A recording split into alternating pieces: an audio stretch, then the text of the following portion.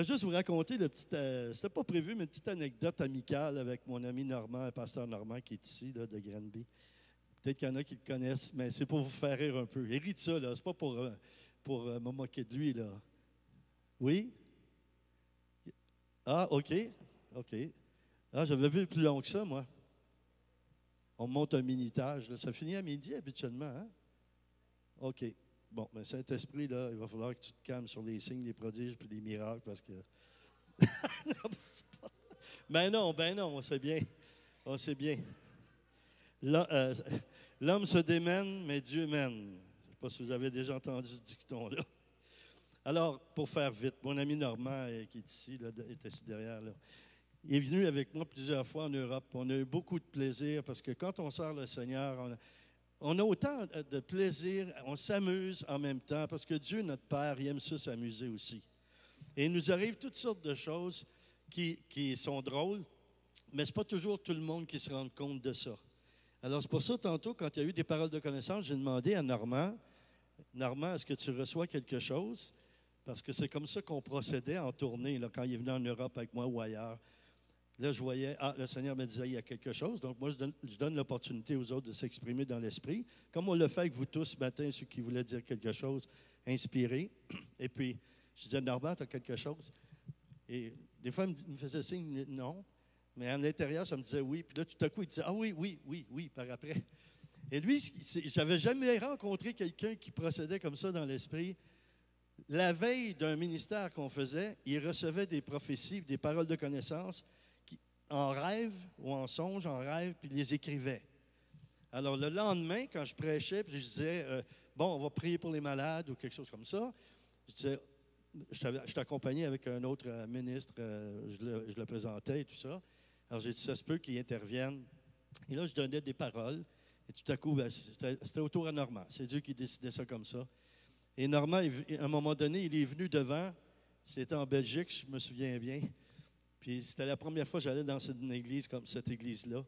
Donc, quand c'est la première fois, c'est plus délicat un peu parce que le pasteur ne nous connaît pas. Puis c'est normal, il nous examine un petit peu. Hein. Il essaie de voir de quelle planète on vient. Et puis, là, je dis, Normand, tu reçois quelque chose? Il dit, oui, j'ai quelque chose. Et moi, j'avais déjà donné des paroles, plusieurs paroles. Donc, il vient devant, puis là, je ne savais pas, il me l'a expliqué après. Il sort son petit papier de la poche, et puis là, il dit devant tout le monde, bon, je le voyais sourciller, puis il ne parlait pas tout de suite. Il était comme ça. Il dit, bon, ben, en tout cas, écoutez, moi, j'ai prié, j'ai reçu une dizaine de paroles, mais il dit, Daniel, il y en a 17, donc il m'en reste 3.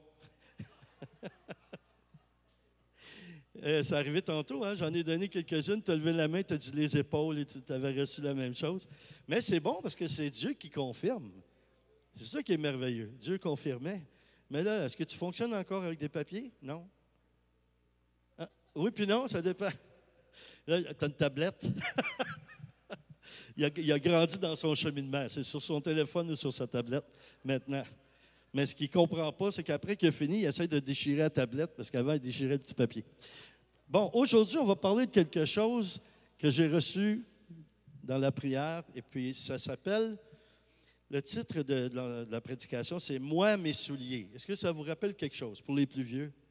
« Moi, mes souliers ont beaucoup voyagé ». Vous vous rappelez ça? Et j'ai reçu quelque chose et ça me disait, ça devrait être ça le titre à ça. Alors, je vais vous raconter au début une vision de souliers, sur les souliers. J'étais invité, et ça, c'est quelque chose qui est déjà arrivé, mais ce que je vous raconte là, je l'ai reçu dans un rêve, comme avec des réalités, certaines réalités. J'étais invité dans une convention avec des hommes d'affaires, ceux qui connaissaient des hommes d'affaires du plein évangile. Il y a des grandes conventions dans des grands hôtels, tout ça, et ça arrivé plusieurs fois que c'était moi j'étais un des orateurs. Et dans mon rêve, je suis dans un lieu comme ça. Donc, c'est un bel hôtel, 4 ou 5 étoiles avec des lustres, des beaux tapis. Bon. Et là, on s'habille. Là, il fait chaud aujourd'hui, je n'ai pas mis de veste, là, mais habituellement, c'était veste, en cravate, tout ça. Et bon. Et je suis habillé comme ça dans le rêve. Et juste avant de prêcher, habituellement, ça ne m'arrive pas toujours, mais ça arrive souvent, j'ai une petite nervosité et je vais à la toilette juste avant. OK? Je ne suis peut-être pas tout seul comme ça. Quand tu as quelque chose à faire important, tu as une petite nervosité comme ça. Bon. Et puis, c'était comme ça. Alors, je vais à la salle de bain et je suis en habit, tout ça. Et tout à coup, bon, je me mets devant l'appareil en question. Et puis, je regarde par terre, puis je me rends compte que je n'ai pas de souliers dans les pieds. Heureusement que c'est un rêve, là. Mais ça parle. Dieu vous parle et il peut vous parler par des rêves. Moi, il me parle par des rêves aussi. Et puis, je me rends compte que je n'ai pas de souliers. Là, je commence à penser rapidement. Puis là, j'entends, on va avoir le témoignage de Daniel Boudria. J'entends ça un peu de loin dans la salle. Et là, je me rends compte, bien là, il faut que je me dépêche à y aller, mais je n'ai pas de souliers dans les pieds. Et des fois, Dieu, il fait des choses qui touchent notre être, qui touchent notre intérieur, parce que le Seigneur veut qu'on soit libérés. Mais si, on est né de nouveau, on est des créatures nouvelles, les choses du passé sont passées, oui, c'est vrai, mais les conséquences de ce que tu as fait dans le passé, ça ne disparaît pas instantanément quand tu donnes ta vie à Jésus. On va dire, il lave tous tes péchés. Oui, il lave tes péchés, mais les conséquences, c'est possible qu'il y ait quelque chose, là. Peut-être dans ton corps, tu as une maladie quelconque, ça date de quelque chose d'ancestral ou de générationnel, même si tu as donné ta vie à Jésus. OK? Je ne veux pas défaire des croyances, mais en tout cas, dans ma situation, ça fait 42 ans bientôt que je fais de la délivrance, de la relation d'aide, tout ça. Et c'est dommage, mais la Bible a dit la vérité, sauf des fois, on ne l'interprète pas de la bonne façon. Donc, c'est de la réalité. Alors moi, j'ai eu depuis mon enfance, j'ai eu une période où me suis senti abandonné. OK? Peut-être que ça rejoint beaucoup de personnes, ça. Mais mes parents devaient travailler pour payer la maison quand j'étais tout jeune. Et à l'âge de 9 ans, bon, j'avais une nounou avant ça, là, de l'autre côté de la rue de chez moi, et j'allais là jusqu'à temps que mes parents, un des deux, reviennent du travail. Et puis, là, après ça, bon, à 9 ans à peu près, on dit, tu es peut-être capable de rester tout seul. Si tu as besoin d'aide, tu traverses la rue, tu vas voir la nounou. Bon, alors, mais ça, intérieurement, ça a provoqué en moi un sentiment d'abandon. Ils ne m'ont pas abandonné. C'est pas parce qu'ils n'ont pas pris de soin de moi, c'est juste qu'à 9 ans, tu interprètes des choses aussi. Alors ça vient blesser ton petit cœur d'enfant. Comme dit mon fils Mathieu pour nous faire rire, ça a touché mon petit cœur de poulet. Bon, c'est un petit peu ça il est petit, hein? Donc, on est fragile, c'est ça que ça veut dire, on est fragile. Bon, ça, c'est la première chose. À propos des souliers. Et qu'est-ce qui a fait que le Seigneur m'a montré que j'avais besoin d'une guérison intérieure face au rejet? C'est que ça arrive souvent, je n'ai déjà parlé ici de ça. Dans ma tête, je me disais, si je me présente sur l'estrade en avant, alors il y a beaucoup de monde, il y avait des milliers de personnes dans cette convention-là. Dans ma tête, là, je me disais, ils vont dire encore, bon, Boudria, il veut encore se montrer. Parce que quand tu arrives en avant, tu es conférencier, tu es dans un bel habit, mais ils te voient que tu n'as pas de souliers dans les pieds. Bon, les femmes, je sais que vous autres, parfois, vous prêchez, vous enlevez vos souliers, là. Vous êtes à une autre étape. Vous n'avez pas de rejet là-dessus, vous autres. Là. Ça, je comprends. Mais si vous vous faites dire, as-tu vu sa grosse sacoche, peut-être que ça peut toucher quelque chose. Bon.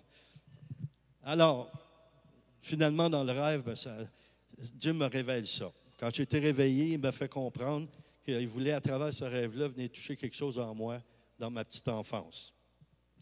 Une autre étape qui a un autre lien avec les souliers, c'est quand on a commencé, on a eu 3 centres chrétiens, nous autres, dans le Québec. Un ici à Granby, sur la rue Pineuf. Il y en a qui sont peut-être déjà venus il y a longtemps, là.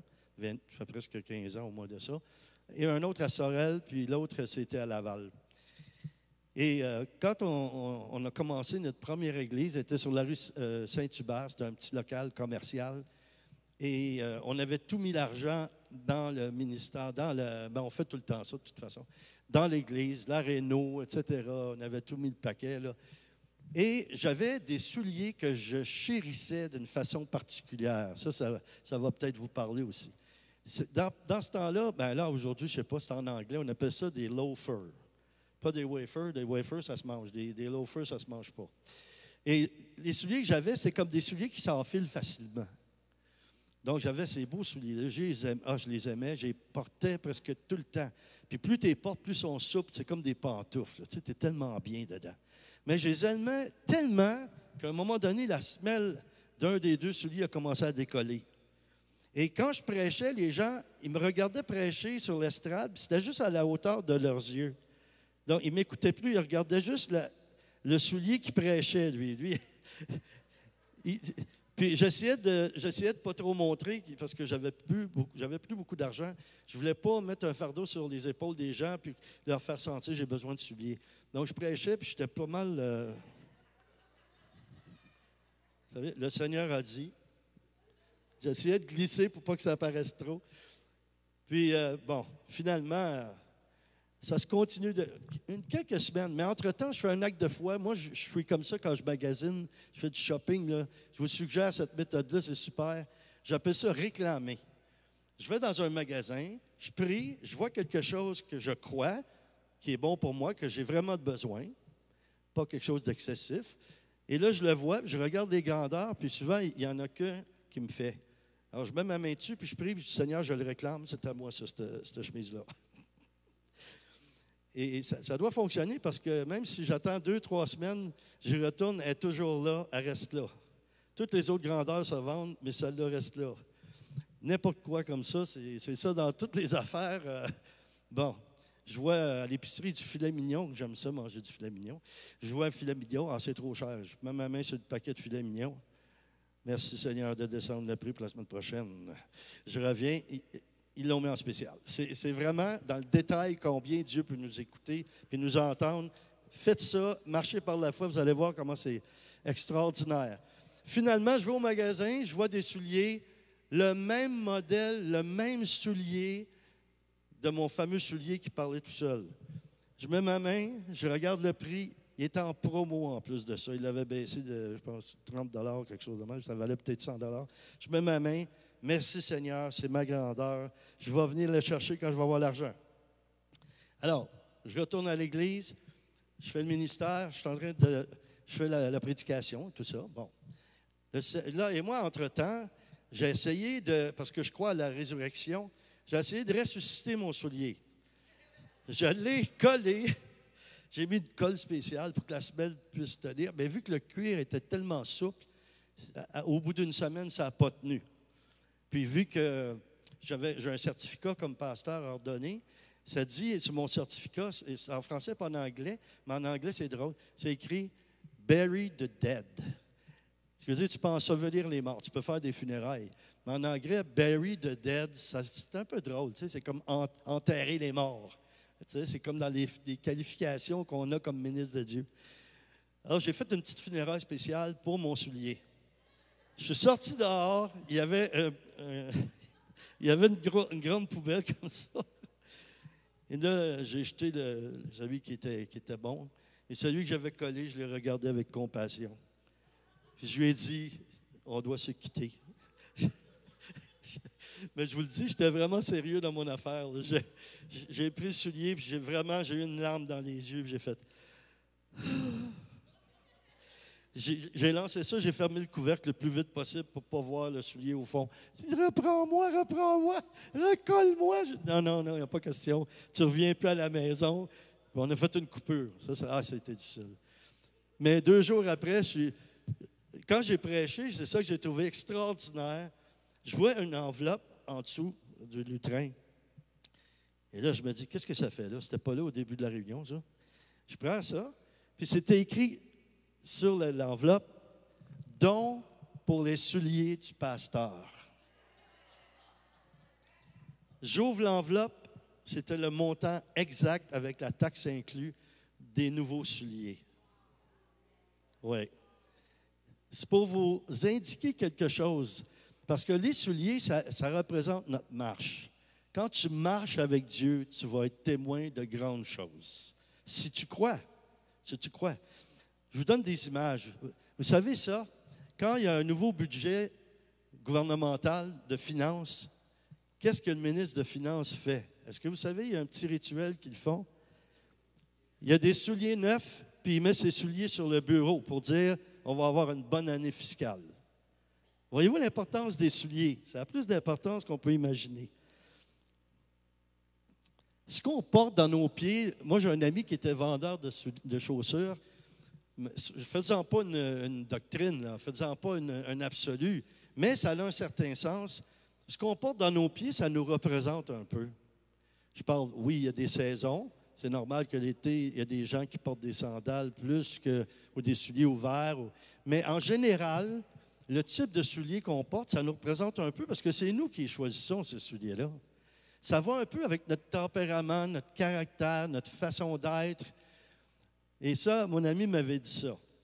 Et à partir de ce moment-là, parce que quand on est prophète ou quand on marche dans les choses prophétiques, vous savez, je dirais que le diable a volé ou essaie de falsifier les dons du Saint-Esprit. Et ça, on appelle ça de la médiumnité, où on trouve dans l'occulte, les sciences occultes, l'horoscope, toutes ces choses-là. C'est toutes des fausses copies des choses réelles de Dieu. Et qu'est-ce qu'ils font, les gens qui vous disent l'horoscope? J'espère que vous n'allez pas voir des médiums pour ça, là, parce que ce n'est pas une chose que Dieu désire qu'on fasse. De toute façon, si vous avez donné votre vie au Seigneur, votre avenir est assuré, est entre ses mains. Vous n'avez pas à vous inquiéter. Vous ne marchez pas au hasard, vous marchez par la foi, vous marchez dans la providence de Dieu selon son plan. Donc, pour revenir à ce que je vous disais, ils vont avoir le sens de l'observation, mais ça, c'est Dieu qui l'a donné. Il y en a qui ont cette qualité-là, et c'est peut-être parce que vous êtes appelé à être prophète, vous êtes prophète, ou dans l'exercice du don prophétique, parce que ce n'est pas parce que vous exercez le don prophétique que vous êtes prophète, l'office de prophète. Je dirais que quand vous exercez les dons, vous pouvez faire beaucoup de choses, guérir les malades, chasser les démons, etc. Mais quand vous êtes dans un des ministères, dans les 5 ministères, c'est comme dans la médecine. Le peuple de Dieu, ce sont des généralistes. Mais quand vous êtes dans un des ministères, vous devenez des spécialistes. C'est que vous priez et ça arrive plus souvent qu'il y a des guérisons. Parce que Dieu vous a appelé à ça. Ce n'est pas parce que quelqu'un qui n'est pas dans un ministère, la puissance du Saint-Esprit est moindre ou que Dieu ne veut pas l'exaucer. Mais c'est la raison pourquoi que ça prend les 5 ministères dans l'Église. Pour qu'il y ait des spécialistes comme des généralistes. Si vous priez, vous êtes avec un spécialiste ou une spécialiste, il faut faire attention, c'est autant pour les femmes, bien, les possibilités augmentent. Et c'est pour ça. Je vais aller plus loin dans quelque chose que Dieu m'a révélé. Il y a des assemblées chrétiennes qui ne croient pas à l'exercice des dons, mais ils vont prier parce qu'ils croient que Dieu peut guérir. Ils vont prier pour quelqu'un qui a le cancer, par exemple, et la personne va mourir. Mais moi, je vous dis ceci sur toute réserve, là. Moi, je crois que si dans cette assemblée-là ou ces assemblées-là, ils croyaient au don du Saint-Esprit, par la puissance du Saint-Esprit, il y aurait dans ce groupe-là des spécialistes et quelqu'un qui a le don de guérison va prier et la puissance de Dieu avec le peuple de Dieu va intervenir encore plus puissamment. Mais quand on dit, on croit que Dieu guérit, mais on ne laisse pas l'Esprit agir, on est en train d'attrister le Saint-Esprit. Est-ce que vous pensez qu'il va vouloir nous exaucer? Ce n'est pas parce qu'il ne nous aime pas, ce n'est pas parce qu'il n'aime pas ces gens-là, c'est parce que c'est la foi qui déclenche les miracles. Si tu es tout dans ta tête, tu connais la parole, c'est magnifique, tu cites tous les versets par cœur, mais quand quelqu'un est en train de mourir à côté de toi, ce n'est pas un cours de théologie qu'il y a besoin, c'est de la grâce de Dieu puis de la puissance de l'amour de Dieu agissante. Là, c'est une belle place pour dire amen, ça. Je ne dis pas ça pour dénigrer qui que ce soit, mais je vous avais dit un jour, j'ai travaillé avec un responsable du renouveau charismatique mondial qui est responsable de 630 millions de charismatiques. Ça, c'est du monde qui parle en langue, qui prie ses malades, qui chasse des démons, comme les chrétiens, là. La même chose. Ce sont des chrétiens. La chose, c'est qu'il a dit et affirmé ça, et moi, c'est ce que je crois, toute église ou toute dénomination qui n'exerce pas les dons du Saint-Esprit sont à côté du plan de Dieu. Comment tu peux dire croire en Jésus, celui qui a marché parmi nous, qui a fait des signes, des prodiges, des miracles? Il a dit qu'on ferait des choses encore plus grandes que lui, mais tu vas dans une assemblée, il n'y a rien qui se passe. Ce matin, ce qu'on a eu, là, c'est une petite pointe de l'iceberg pour moi, ça.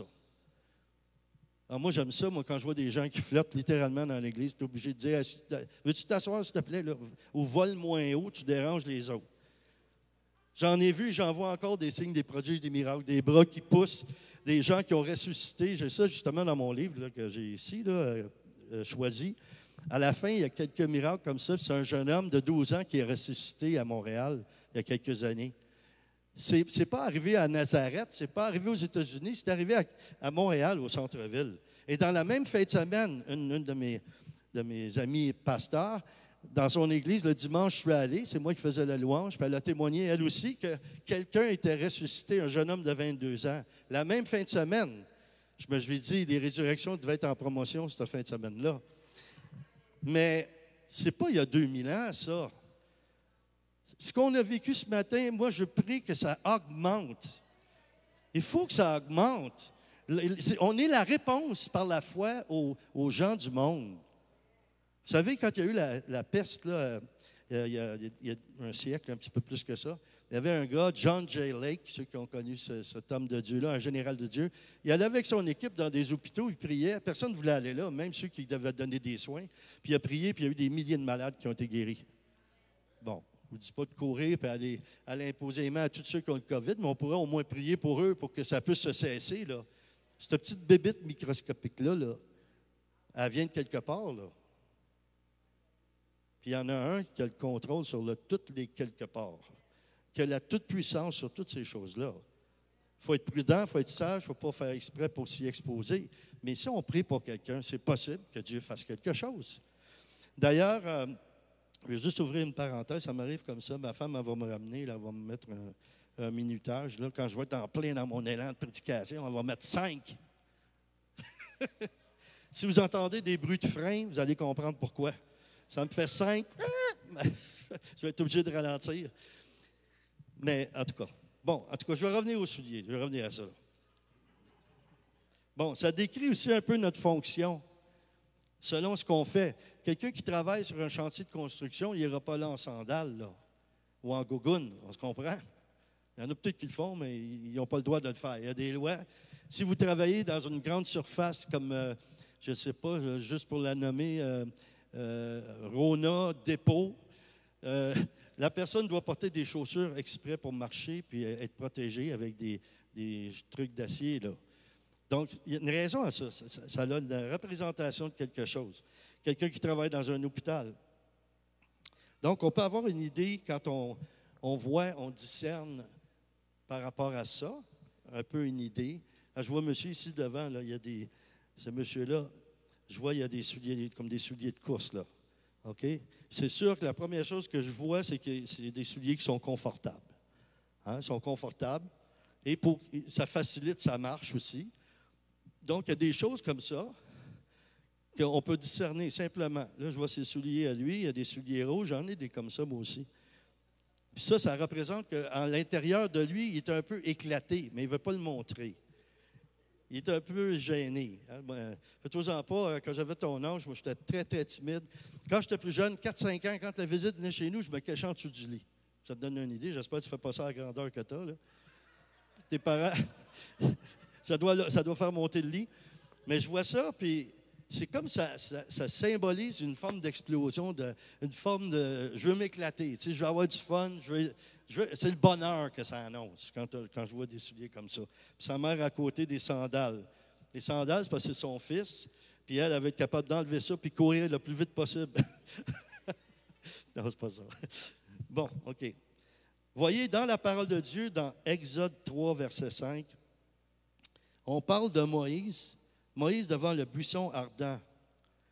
Dans Exode 3, verset 5, il reprit, et c'est repris aussi dans Acte 7, 33.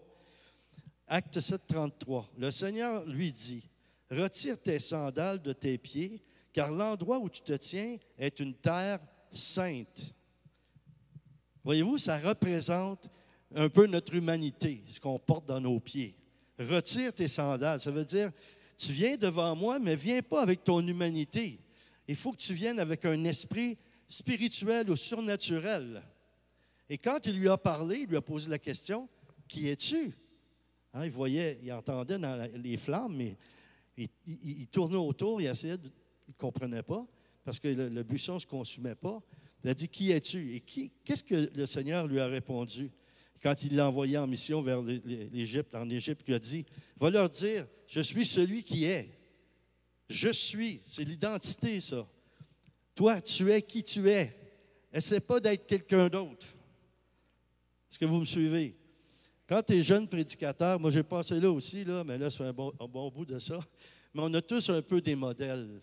Si tu étudies dans tel collège biblique ou tu vas à telle église, puis c'est ton pasteur ou les pasteurs qui sont là qui te forment, ben c'est normal. Moi, j'allais dans une église, le pasteur, il n'y avait pas de rythme quand il dansait.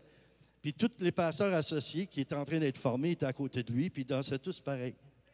C'était tous des petits, ce pasteur-là. Hein, c'était comme un peu des poupées russes, si on veut, mais spirituelles. Puis, mais c'était beau. C'est un peu comme voir son enfant. Hein, on voit ça quand on a des enfants. On a un petit garçon, puis le papa, il transporte son coffre d'outils, puis le petit garçon, tu en achètes un en plastique, puis tout ce que le père a fait, il essaie d'imiter. Et ça, spirituellement, c'est un peu la même chose. Et il y en a que, moi, je les entends, vu que je suis plus vieux un peu, j'entends des jeunes prédicateurs, puis je peux identifier, lui, il écoute les enseignements d'un tel, il a lu les livres d'un tel, je l'entends, je le vois dans sa gestuelle, la façon qui va s'exprimer, la façon qu'il va même se déplacer sur l'estrade. Oh, hallelujah, we're going to pray the Holy Spirit this morning. Just lift your hands and receive the anointing. Vous allez dire, non, c'est pas Daniel, ça. Bon. Mais il y en a qui doivent penser, reste comme ça, l'onction est plus forte. Hallelujah. Bon, nos pieds font partie de notre corps. Je sais que je ne suis pas un spécialiste de l'anatomie, là, mais nos pieds font partie de notre corps. Et à quoi ça sert nos pieds? Là, je vois des couples, il y a des couples peut-être à donner des coups de pied. Non, c'est pas ça. Nos pieds, tout notre corps est supporté par nos pieds et c'est ça qui nous aide à nous déplacer d'un endroit à l'autre. Tu sais, des fois, on pense, comme l'apôtre Paul a décrit des parties du corps, puis il a dit que toutes les parties étaient importantes. Il n'y en a pas des plus importantes que d'autres. Et dans la Bible, dans la parole, on voit ça aussi. Ça nous parle des pieds, hein, l'importance de ça. Donc, marcher bibliquement, hein, parce que ça nous sert à marcher, ça signifie agir et faire, entrer en action. Puis quand Jésus a dit aux paralytiques qu'il venait de guérir, celui qui ont passé par le toit, il a dit, « Lève-toi et marche ». Ce n'était pas seulement « Lève-toi et marche » dans un sens juste physique. Ça signifiait « Lève-toi et marche par la foi ». Marche avec la foi. C'est pas seulement « Ah, il est debout maintenant, il va marcher ». Non, vous remarquerez que les gens, la plupart que Jésus guérissait, ils se mettaient à le suivre après et à le servir et à servir les autres. Donc, c'est très important de marcher et de suivre. Jean 12, 35 déclare, Jésus leur dit, « La lumière est encore pour un peu de temps parmi vous. Marchez pendant que vous avez la lumière, afin que les ténèbres ne vous surprennent pas. Celui qui marche dans les ténèbres ne sait pas où il va. » Donc, quand on marche, il faut marcher dans l'esprit. Marcher dans l'esprit, c'est pas d'être déconnecté, d'être sur la terre. Mais je dirais, c'est comme avoir le cœur dans le ciel, puis ici en même temps. C'est d'être connecté constamment. Un de mes mentors m'avait dit, quand je lui ai posé la question, qu'est-ce que ça signifie? Qu'est-ce que ça veut dire prier sans cesse? On a l'impression que prier, c'est parler, parler, parler, parler, parler. Une des plus hautes formes de prière, savez-vous ce que c'est? C'est l'adoration silencieuse. Et que les chrétiens ont de la difficulté à faire silence. Savez-vous où Dieu nous parle le plus? C'est dans le silence.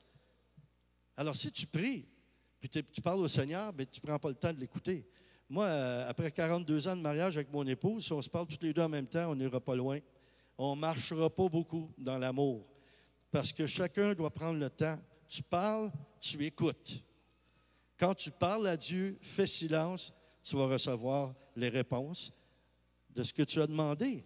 Il y en a qui disent, « Ah, moi je prie, puis je parle au Seigneur, puis je parle au Seigneur, puis je parle au Seigneur, puis il ne me répond pas. » Moi, j'ai souvent une image comme ça, parce qu'à cause de l'humour, puis ce qu'on voit dans les bandes animées, là, je vois le Seigneur qui ouvre les nuages, puis qui se penche la tête, puis qui dit, « Tais-toi, je vais te répondre. » On prie, puis on prie. « Ah, Seigneur, alléluia, merci Seigneur, alléluia, gloire à Dieu, Seigneur, alléluia. Ah, merci Seigneur, parce que tu vas m'exaucer, Seigneur, je sais que tu vas le faire, Seigneur, je le sais, je l'ai senti dans mon esprit, je l'ai senti dans... Seigneur, j'ai senti ton onction, je me sens tellement bien. Seigneur, j'ai des frissons, je pleure, j'ai plein d'émotions, alléluia, amen, gloire à Dieu. » Savez-vous l'image que je vois de Dieu dans ce temps-là? Il a les bras croisés puis il attend que tu arrêtes.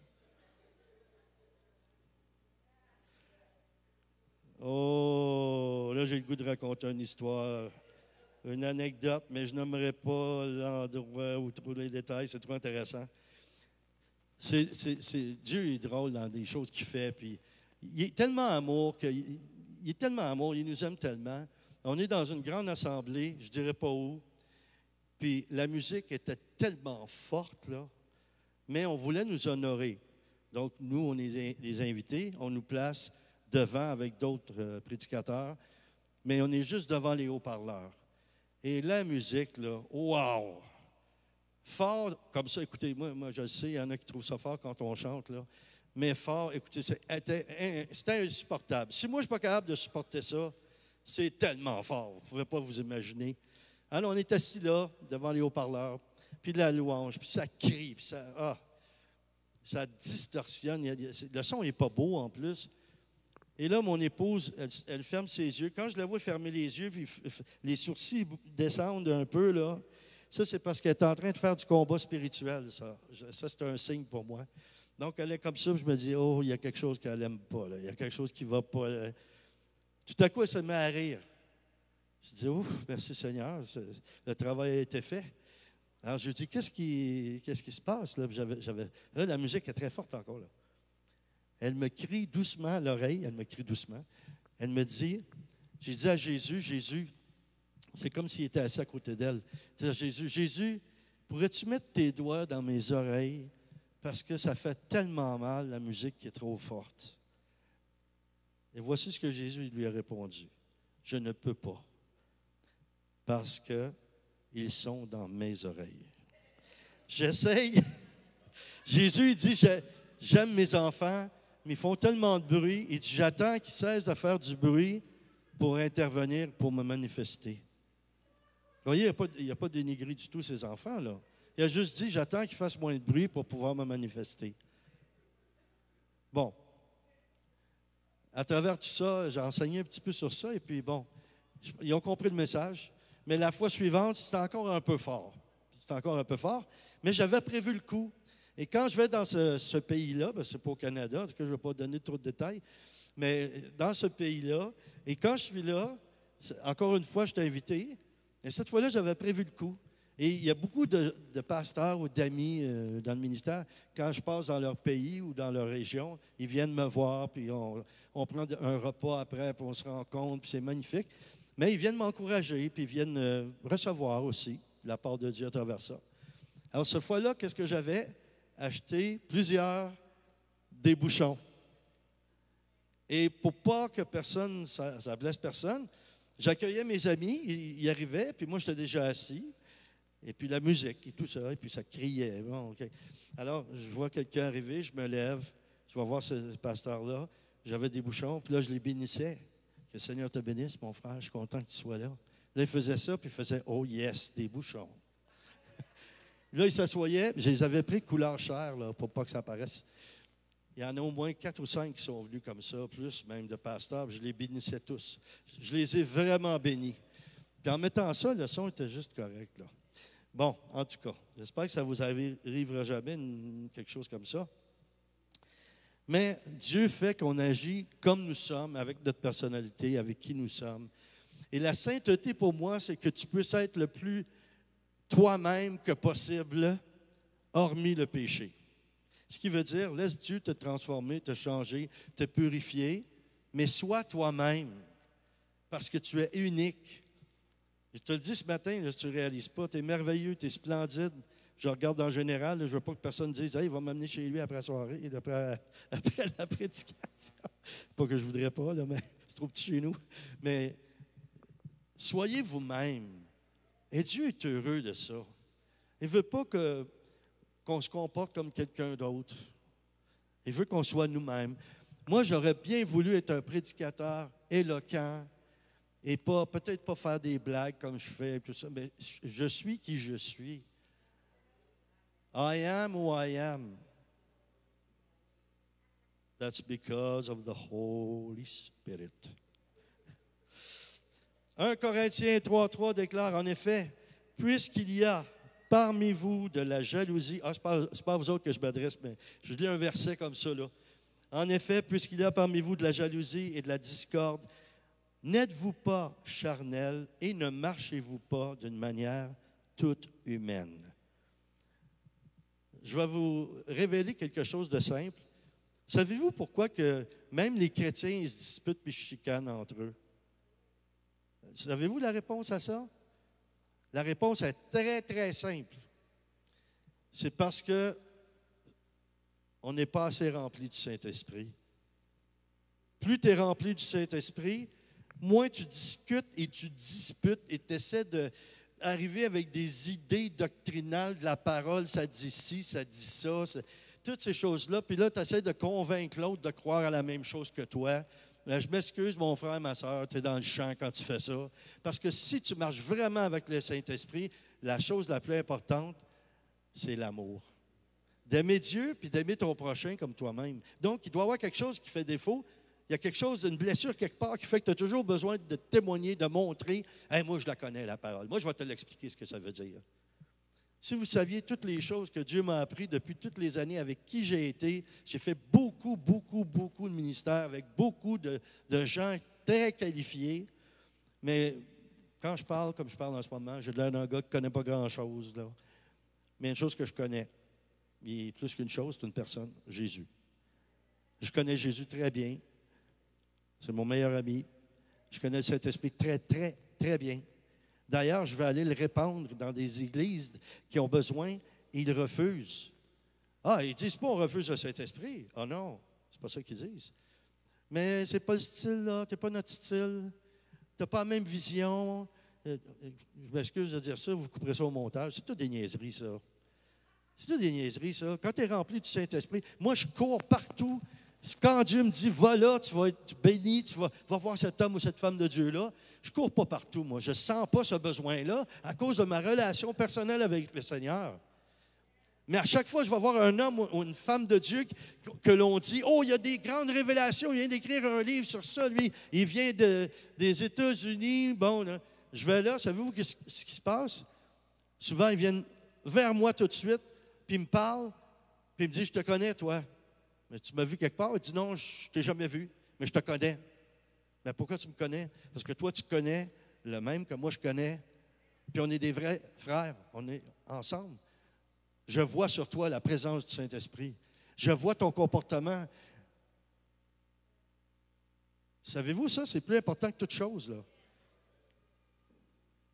C'est plus important que toute chose. Moi, je ne sais pas te prouver que je suis quelqu'un. Je sais que je suis quelqu'un. Puis je vais vous dire pourquoi. Parce que vous l'êtes aussi. Quand j'ai connu le Seigneur, il y a un verset qui m'a touché. Isaïe 43.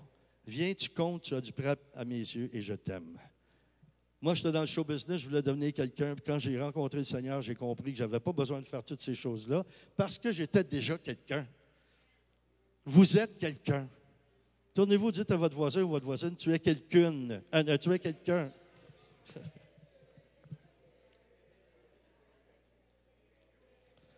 OK, maintenant, un autre 5 minutes maximum. Éphésiens 5, 2. Et marchez dans l'amour de même que le Christ nous a aimés et s'est livré lui-même à Dieu pour nous en offrande et en sacrifice comme un parfum de bonne odeur. Et marchez dans l'amour. Et marchez dans l'amour. Marchez dans l'amour. Vous savez, quand on marche dans l'amour, là, on n'est pas toujours en train de flatter les autres. Parfois, on va leur dire quelque chose qu'ils n'aimeront peut-être pas, mais ça peut sauver leur vie. Ça peut leur apporter la vie éternelle. Savez-vous ce qui nous empêche d'être dans l'amour comme ça?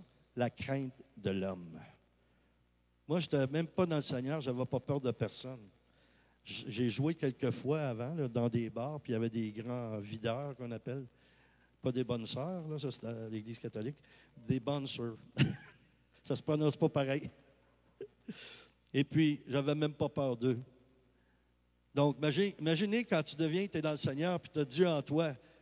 Je n'ai pas plus la crainte des hommes. Pourquoi je l'aurais? J'ai Dieu avec moi.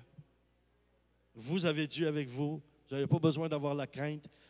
Oui, ça se peut que vous receviez une petite gifle ou une réponse ou quelque chose qui est blessant à recevoir, mais si vous avez de l'amour pour votre prochain, vous allez l'absorber.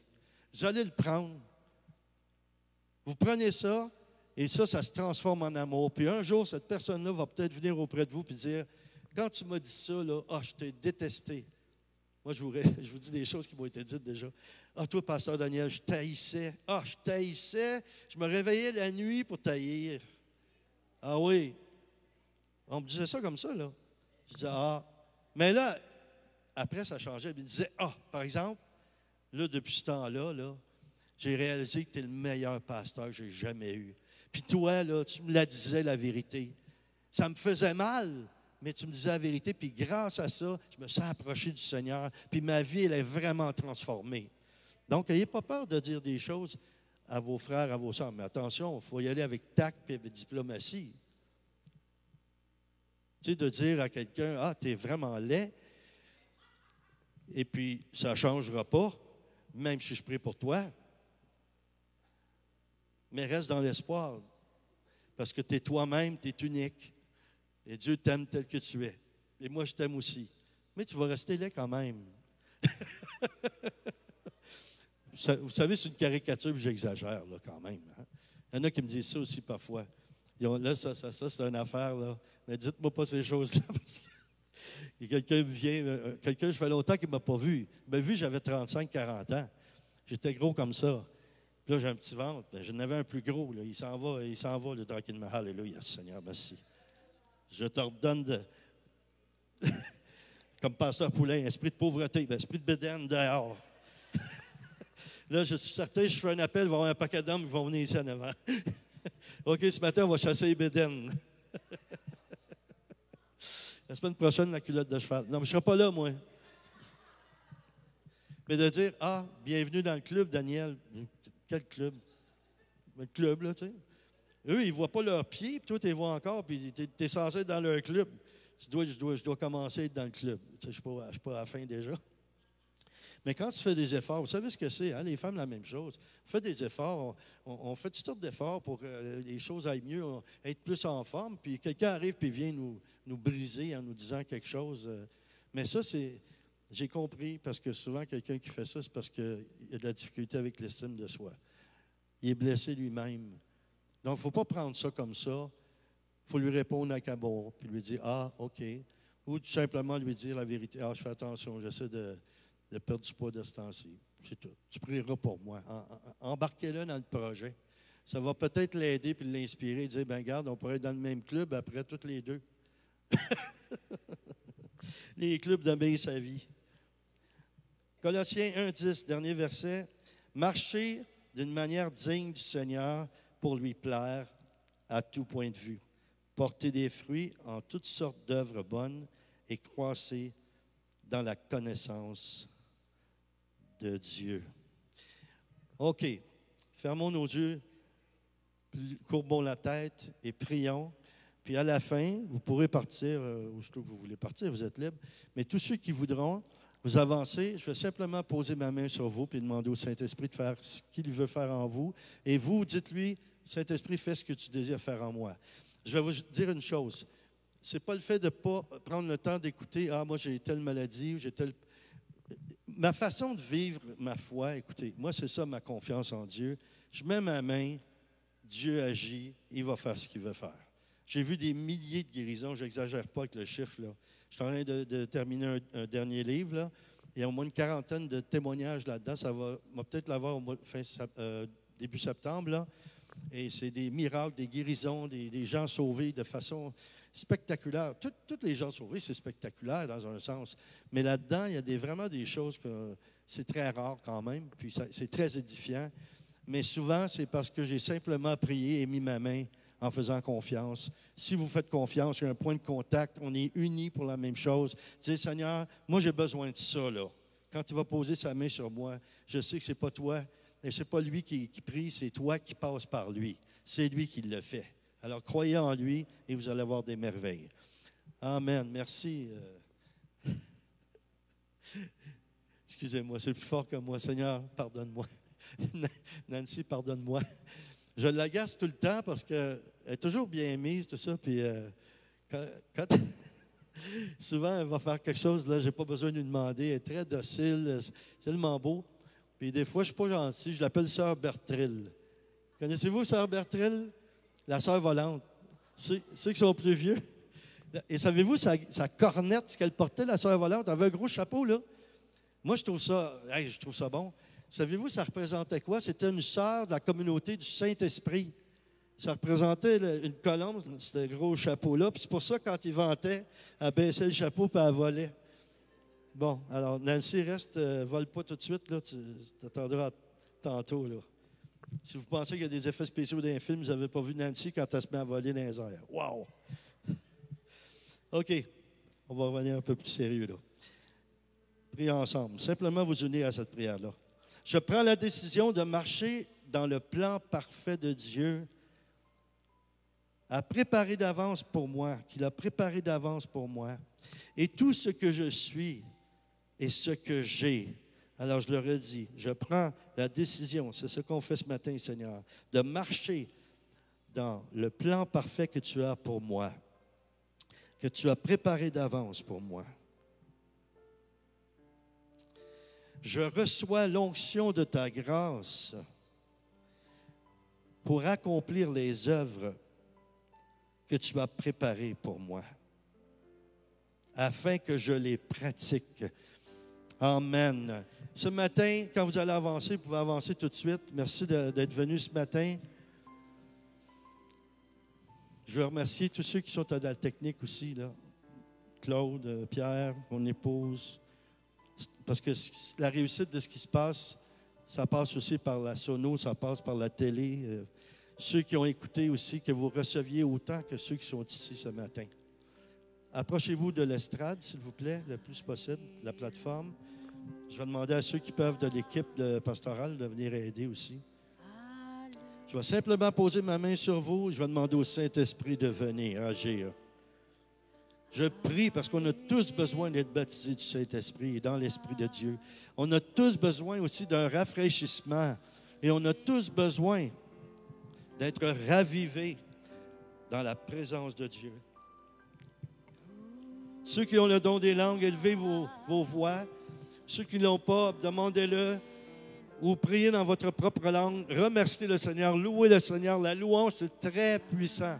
C'est très puissant.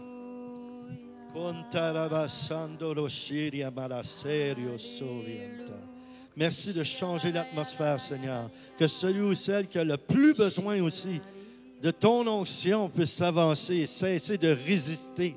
Je brise toute forme de résistance de la chair au nom de Jésus-Christ. Seigneur, tu nous as donné le libre arbitre, mais comme tu as fait pour l'apôtre Paul, tu l'as jeté par terre parce que c'était nécessaire. S'il y en a ici ce matin que c'est nécessaire, touche-les de cette façon, Seigneur.